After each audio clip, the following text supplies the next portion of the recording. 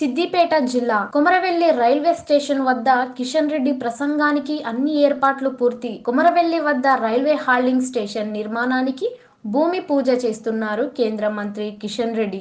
హాజరు కానున్న మధ్యప్రదేశ్ ముఖ్యమంత్రి మోహన్ యాదవ్. అనంతరం బహిరంగ సభలో పాల్గొని ప్రసంగించనున్న ముఖ్యమంత్రి మోహన్ యాదవ్, కేంద్ర మంత్రి కిషన్ రెడ్డి. భారీగా తరలిరానున్న బీజేపీ శ్రేణులు, చుట్టుపక్కల గ్రామాల ప్రజలు ఏర్పాట్లను పూర్తి చేసిన రైల్వే శాఖ అధికారులు.